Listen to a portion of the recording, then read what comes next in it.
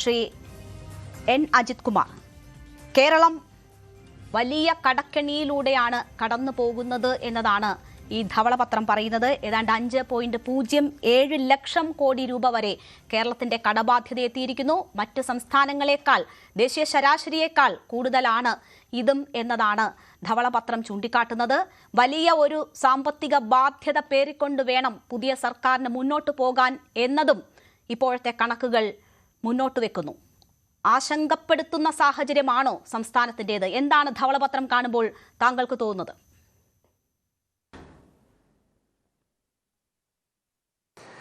ഒരു സാമ്പത്തിക വിദ്യാർത്ഥി എന്ന നിലയിൽ എനിക്ക് പറയാനുള്ളത്, ഒരു നല്ലൊരു ഓഡിറ്റ് നടന്നിട്ടുണ്ട്.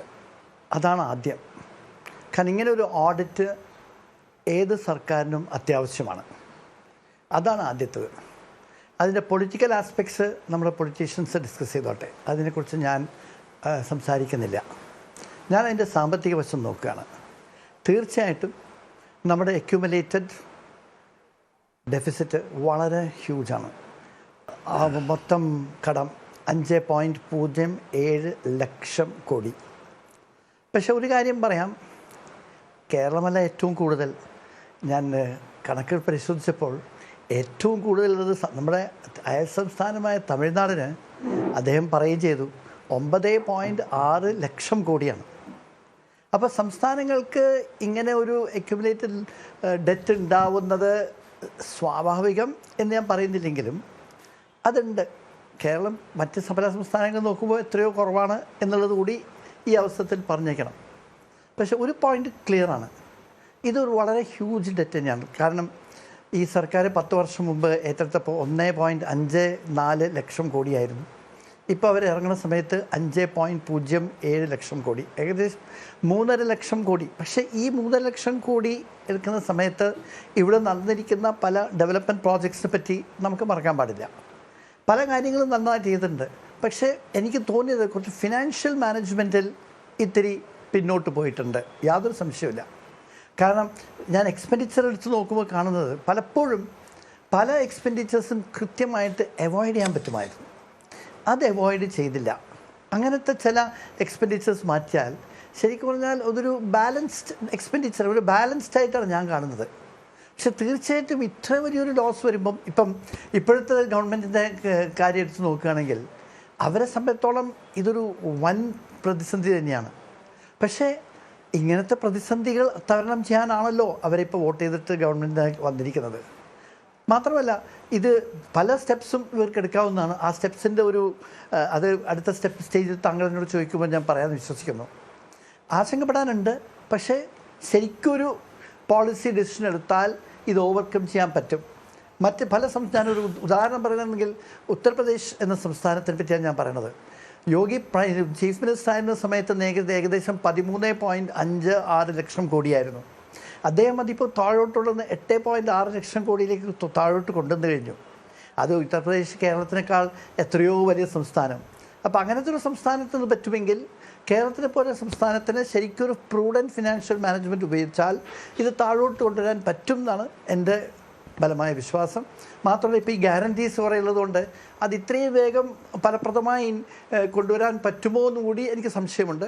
പക്ഷേ ഘട്ടം ഘട്ടമായി ഒരു കൃത്യമായിട്ടുള്ളൊരു ഫിനാൻഷ്യൽ മാനേജ്മെൻറ്റ് നടത്തിയാൽ എനിക്ക് സംശയമില്ല ഇത് ഓവർകം ചെയ്ത് സർക്കാരിന് മുന്നോട്ട് നീങ്ങാൻ പറ്റും എന്നാണ്.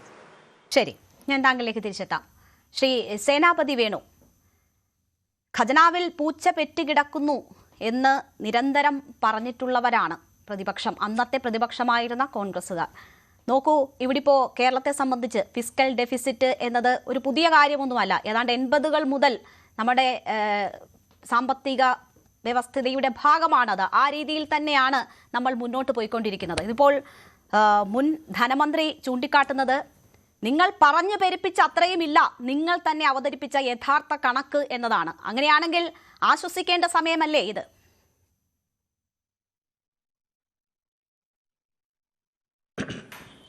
നോക്കൂ രേണുക, ഞങ്ങൾ 10 കൊല്ലം അധികാരത്തിൽ നിന്ന് പുറത്തു നിന്ന ആളുകളാണ്.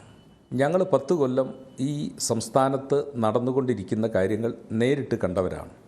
അപ്പോൾ അതുകൊണ്ട് തന്നെ കേരളത്തിലെ പൊതുസമൂഹത്തിൻ്റെ മുമ്പാകെ എന്താണ് വർത്തമാനകാല കേരളത്തിൻ്റെ സാമ്പത്തിക സ്ഥിതി എന്ന് അത് കൃത്യമായി ജനങ്ങളുടെ മുമ്പിൽ അവതരിപ്പിക്കാൻ ഞങ്ങൾ ബാധ്യസ്ഥരാണ്. ആ ബാധ്യതയുടെ പേരിലാണ് ഞങ്ങൾ വളരെ പ്രമുഖരായ ആളുകളെ, ഇത് ഒന്ന് ശ്രീ KM ചന്ദ്രശേഖരൻ, അദ്ദേഹം കേന്ദ്ര ഗവൺമെൻറ്റിൻ്റെ മുൻ ക്യാബിനറ്റ് സെക്രട്ടറിയാണ്, വലിയ സാമ്പത്തിക വിദഗ്ധനാണ്. അതുപോലെ തന്നെ ശ്രീ D നാരായണൻ, അദ്ദേഹം ഇത് സെൻറ്റർ ഫോർ ഡെവലപ്മെൻറ്റ് സ്റ്റഡീസിൻ്റെ തലവനായിരുന്ന ആൾ, വളരെ പ്രഗത്ഭനായ സാമ്പത്തിക വിദഗ്ധൻ. അതോടൊപ്പം തന്നെ ശ്രീ M പരമേശ്വരൻ, അദ്ദേഹം ഗുലാട്ടി ഇൻസ്റ്റിറ്റ്യൂട്ടിൻ്റെ തലവനായിരുന്നു. ശ്രീ കിരൺ കുമാർ, ഇവരുടെയൊക്കെ സഹായത്തോടു കൂടി ഞങ്ങൾ വളരെ സമഗ്രമായ പഠനം നടത്തി എന്താണ് വർത്തമാനകാല കേരളത്തിൻ്റെ സാമ്പത്തിക ചിത്രം എന്നുള്ള ആ വിവരം ഞങ്ങൾ പുറത്തു കൊണ്ടുവരികയാണ്. അത് ഇന്ന് ഞങ്ങൾ സഭയുടെ മേശപ്പുറത്ത് വെച്ച ഇതിൻ്റെ ആമുഖത്തിൽ തന്നെ പറയുന്നൊരു കാര്യം, ബജറ്റിന് പുറത്തുള്ള ബാധ്യതകൾ ഉൾപ്പെടെ സംസ്ഥാനത്തിൻ്റെ സാമ്പത്തിക ആരോഗ്യത്തിൻ്റെ സമഗ്ര ചിത്രം നൽകുക എന്നതാണ് ഈ റിപ്പോർട്ടിൻ്റെ ലക്ഷ്യം. എന്നിരുന്നാലും ഇത് ഒരു ഫോറൻസിക് ഓഡിറ്റ് അല്ല, മറിച്ച് നിലവിലെ സാമ്പത്തിക അവസ്ഥയെക്കുറിച്ച് വിശകലനാത്മകവും വിവരാധിഷ്ഠിതവുമായ ഒരു സ്ഥിതി വിവര രേഖയാണ് ഇന്ന് ഞങ്ങൾ സഭയുടെ മുമ്പാകെ വെച്ചിട്ടുള്ളത്. അതിൽ തന്നെ അങ്ങ് സൂചിപ്പിച്ചതുപോലെ കേരളത്തിൻ്റെ സാമ്പത്തിക ബാധ്യത 5.07 lakh crores. അപ്പോൾ ഇത്രയും വലിയൊരു കടബാധ്യതയുമായി ഈ കേരളത്തിന് ഇനി എത്ര കാലം മുന്നോട്ട് പോകാൻ കഴിയും എന്നുള്ളതാണ്. ഇത് എവിടെയെങ്കിലും ഒന്ന് അവസാനിപ്പിക്കണമല്ലോ. നമ്മുടെ സംസ്ഥാനത്തിൻ്റെ വരവിൻ്റെ 77% എന്താ പറയുക, കമ്മിറ്റഡ് എക്സ്പെൻസസ്, അത് നമുക്ക് ഒഴിവാക്കാൻ പറ്റത്തില്ല. ശമ്പളം, പെൻഷൻ, മറ്റ് കാര്യങ്ങൾ എല്ലാം 20%-ലേറെ കടമെടുത്തിരിക്കുന്നതിൻ്റെ പലിശ. അപ്പോൾ വരുമാനത്തിൻ്റെ സിംഹഭാഗവും ഇങ്ങനെ കൊടുത്തു തീർക്കുമ്പോൾ വികസനത്തിന് വേണ്ടി നമുക്ക് മുടക്കാൻ കഴിയുന്ന തുകയുടെ ശതമാനം എന്ന് പറയുന്നത് മറ്റ് സംസ്ഥാനങ്ങളെ അപേക്ഷിച്ച് വളരെ കുറവ്. അതിൻ്റെ പകുതിയോ അല്ലെങ്കിൽ 4/1, 5/1 ഒക്കെയാണ്. അപ്പോൾ ഇനി എത്ര കാലം നമുക്കിങ്ങനെ മുന്നോട്ട് പോകാൻ കഴിയും എന്നുള്ളതാണ്. അതുകൊണ്ട് കേരളത്തിൻ്റെ സാമ്പത്തിക സ്ഥിതിയെക്കുറിച്ച് വളരെ ലളിതമായും കൃത്യമായും കേരളത്തിലെ ജനങ്ങളെ ബോധ്യപ്പെടുത്തിക്കൊണ്ട്, കാരണം അവിടെ മറച്ചു വെച്ചുകൊണ്ട് ചെയ്യാൻ പറ്റത്തില്ല. ഇന്നിപ്പോൾ ബഹുമാന്യായ ധനമന്ത്രി, അദ്ദേഹം ധനമന്ത്രി കൂടിയായ മുഖ്യമന്ത്രി, അദ്ദേഹം പറഞ്ഞൊരു കാര്യം, പൂച്ച വെറ്റ് കിടക്കുന്ന ഖജനാവിനെ കുറിച്ച്. അപ്പോൾ മുൻ ധനമന്ത്രി പറഞ്ഞു, ഞങ്ങൾ ഇറങ്ങിപ്പോകുമ്പോൾ 6000 കോടി ഖജനാവിൽ മിച്ചം വെച്ചിട്ട് പോയി. നിങ്ങൾ ഇറങ്ങിപ്പോകുമ്പോൾ 6000 കോടി മിച്ചം വെച്ചിട്ട് പോകുമ്പോൾ 21,000 കോടി ജീവനക്കാരുടെ DAയും അതുപോലെ തന്നെ ക്ഷാമബത്തയും ഡിയർനെസ് അലവൻസും ഇത് രണ്ടും കൂടെ ചേർന്ന് ഏതാണ്ട് 21 + 17 കൊടുത്തു തീർക്കാനുണ്ട്. എന്തിനാണ് നമ്മൾ പറയുന്നത്? ഇപ്പോൾ അങ്ങ് തന്നെ പറഞ്ഞൊരു കാര്യമാണല്ലോ, ഈ തദ്ദേശ സ്വയംഭരണ സ്ഥാപനങ്ങൾക്ക് വികസനത്തിന് വേണ്ടിയുള്ള 3ാം ഗഡു അവർക്ക് കൊടുക്കണം. പല പഞ്ചായത്തുകളും മഴക്കാലപൂർവ്വ ശുചീകരണ പ്രവർത്തനം നടത്താൻ പറ്റാതെ ഇപ്പോൾ MLA-മാരായി ഞങ്ങളെ വിളിച്ചുകൊണ്ടിരിക്കുന്നു. എന്താ കാരണമെന്നറിയോ? അവർക്ക് ഫണ്ട് എത്തിയിട്ടില്ല. 3ാം ഗഡു കൊടുക്കേണ്ട തുക അവർക്ക് എത്തിയിട്ടില്ല. അങ്ങനെ ചെറുതും വലുതുമായി നമ്മുടെ സംസ്ഥാനത്ത് ഇപ്പോൾ പട്ടികജാതി വികസന വകുപ്പിന് കൊടുക്കേണ്ട ഏതാണ്ട് 371 കോടി രൂപ അത് കൊടുക്കുന്നില്ല. ഈ പാവങ്ങൾക്ക് കിട്ടേണ്ടതാണ് അവരുടെ പഠനത്തിന്. കൂടുതൽ വാർത്തകൾക്ക് News 18 Keralam YouTube channel subscribe ചെയ്യുക.